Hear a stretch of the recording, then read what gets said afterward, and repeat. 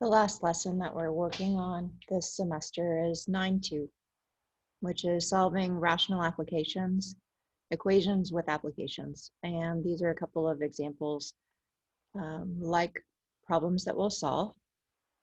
I found a video where a man explains why the equation is set up the way it is, and I like how he words this. So let's listen to that. Just about a minute. In this video, we will look at problems involving several people working together to complete a project. For example, if Adam does a job in 4 hours, it would be a reasonable deduction that each hour he gets 1/4 of the job done. If Betty does the job in 12 hours, it would make sense that each hour she's getting 1/12 of the job done. Together, in each hour, we need to add these to find out how much work is done. Adam did 1/4 of it, Betty did 1/4 of, or 1/12 of it, and if we add those together, getting common denominators, we find out that 1/3 of the job is done each hour. This means, working together, doing 1/3 each hour, it would take 3 hours to get the entire job done. We use this idea to come up with our work equation. Our work equation will always be the reciprocal of the first person's time plus the reciprocal of the second person's time equals the reciprocal of the teamwork time. The key to setting this up is to always use reciprocals to get our per hour output. Let's take a look at some problems where we can use. So I really like how it explains that. I have the equation, that work equation, on your notes that are already uploaded in Canvas, but I think he does a really great job of explaining why it's set up this way.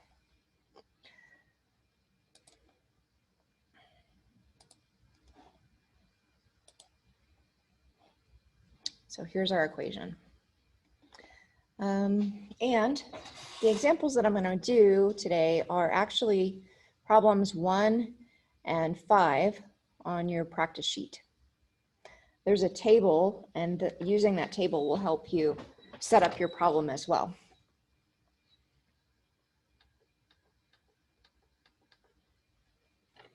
So relating the table to the description here, I have a tank that can be filled by one pipe in 20 minutes and by another pipe in 30 minutes. So my time is in minutes.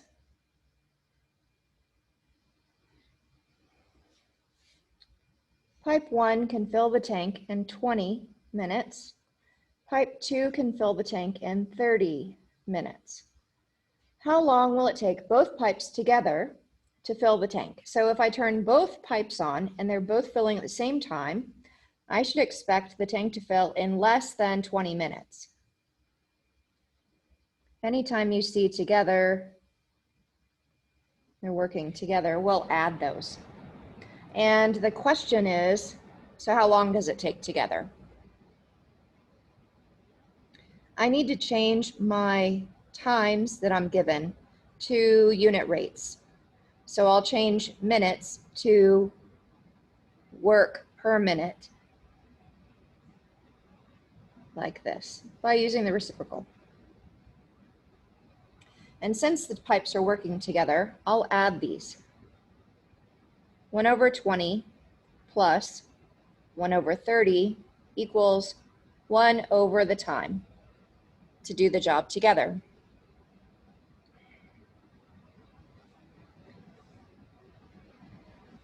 When we added these, anytime you add fractions, you need common denominators.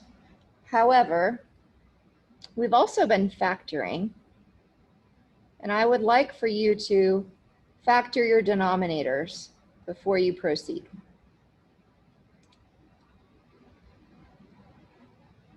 The reason is I'm going to multiply this equation by the unique factors and the denominators.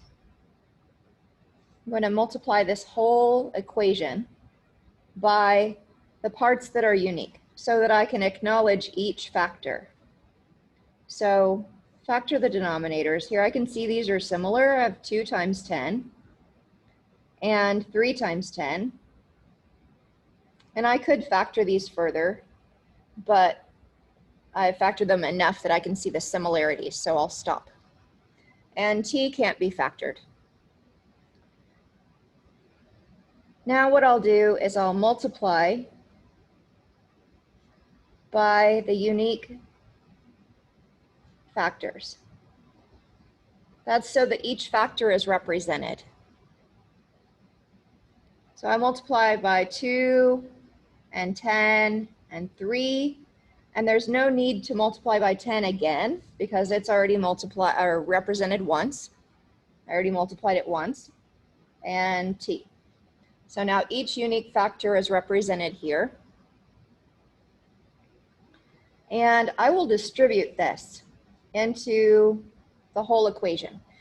You know that you can multiply one side of an equation by something as long as you also multiply the other side by the same thing.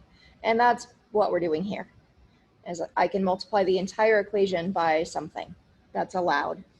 So I can rewrite this equation as 2 times 10 times 3 times t over 2 times 10 plus same thing, same numerator, over 3 times 10 equals same numerator over t. And I can reduce these by canceling common factors.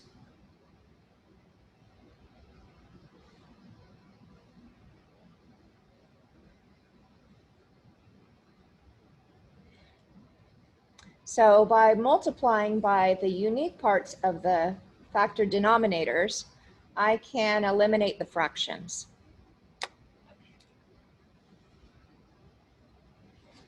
So what I get then is 3t plus 2t equals 2 times 10 times 3. So 20 times 3, 60. 3t plus 2t is 5t. That's equal to 60. So to solve for t, I'll divide by 5. And I get t equals 12. 12 minutes. And then I need to look at my problem and make sure that this answer is reasonable for the situation. I have one pipe can fill the tank in 20 minutes. There's actually 2 pipes working together, so it should take less time together. So I think 12 minutes is probably reasonable. I'll accept that answer. This is number 1 on your practice problems. Number 5 is example 2. It takes John 16 minutes longer than Sally to mow the lawn. If they work together, they can mow the lawn in 15 minutes. How long will it take each to mow the lawn if they work alone? So this time I'm given different information. I don't actually know how long it takes either one of these people to mow the lawn. That's the question. What I'm given is it takes John 16 minutes longer than Sally. We'll call Sally's time X minutes. So that would make John's time 16 plus X.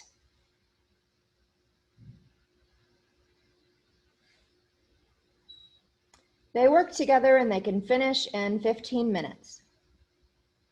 And then I change each of these bits of information into a unit rate. So John is 1 over 16 plus X, and Sally is 1 over X. And together it's 1 over 15. They're working together again. So I add. You will have problems where the 2 pieces of the two elements are working against each other. So the signs then will be different if they're working in different directions.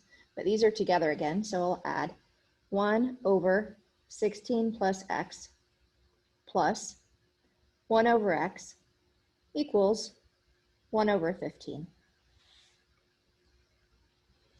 And I need to multiply by the unique factors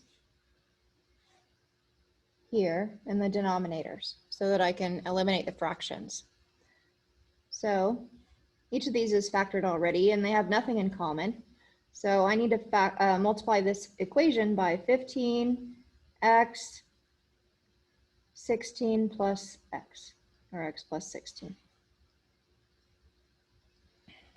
And I'll distribute this to each term, change the numerators to 15x times, I liked writing x plus 16 better. It's equivalent, doesn't matter, but it makes my brain work better. Plus same numerator here over x, and that's equal to 15x times x plus 16 over 15. Cancel the common factors.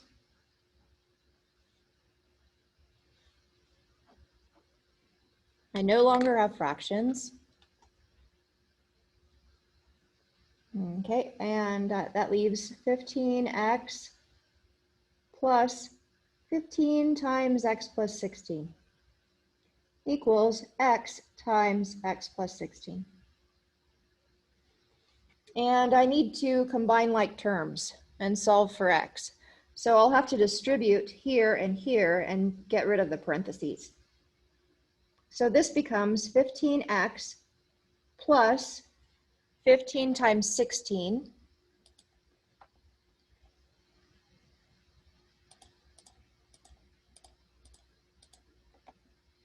240. Okay, and x squared plus 16x. And then I need to choose a direction and put everything on the same side. And it truly doesn't matter which way you go with that.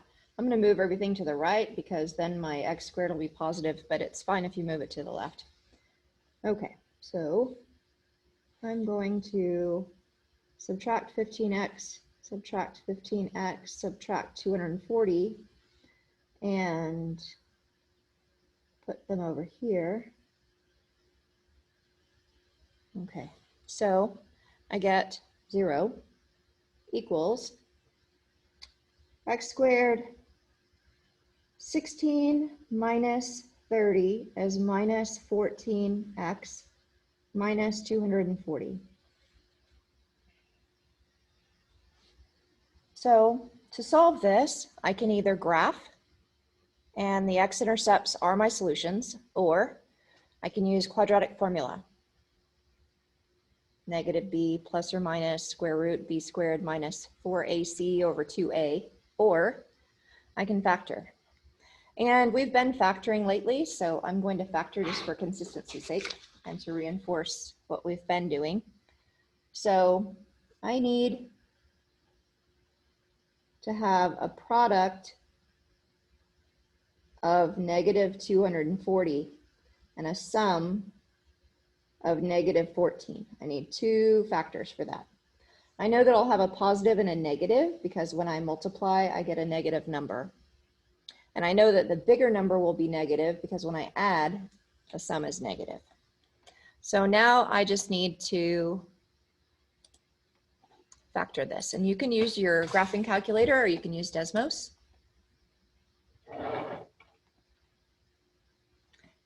I'll type in negative 240 divided by x and make a table. That's not helpful. We don't need those first couple of numbers. But I can continue this table this way. Whoops. 2, 3. Okay, I need numbers that when I add them together I get negative 14, which is here. Negative 24 plus 10 is negative 14. Negative 24 times 10 is negative 240. So here are my factors. 10 and negative 24. 10 and negative 24. I could use grouping and substitute here and factor, but since my coefficient here is a 1, I have a shortcut that I can take. I don't have to use grouping. I can just substitute like this: x plus 10, x minus 24. These actually are my factors for this. So I have x plus 10 times x minus 24 equals 0. And I solved this the same way I did when I was looking for undefined values, excluded values, when I was simplifying the expressions. If either one of these factors is 0, then when I multiply together, I get 0. So if x plus 10 is equal to 0, that would give me 0 here. Or if x minus 24 is 0, then this equation would be true. So this happens when x is negative 10. Here, when x is positive 24. Both of these solutions work for my equation. However, my equation is not just numbers. It has meaning. So it wouldn't be possible for Sally to mow the yard in negative 10 minutes. It would be possible for Sally to mow the yard in 24 minutes. So this would be considered an extraneous solution where it's not appropriate. It qualifies for a solution for the equation, but it doesn't work for the situation that I have. So we'll call that extraneous, which has the word extra in it.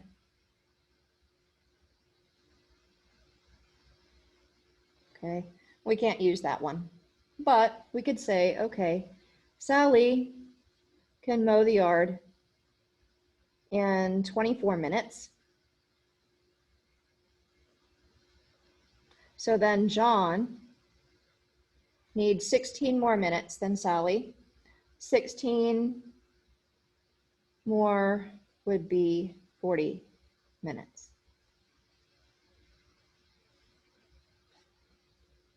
There are my solutions.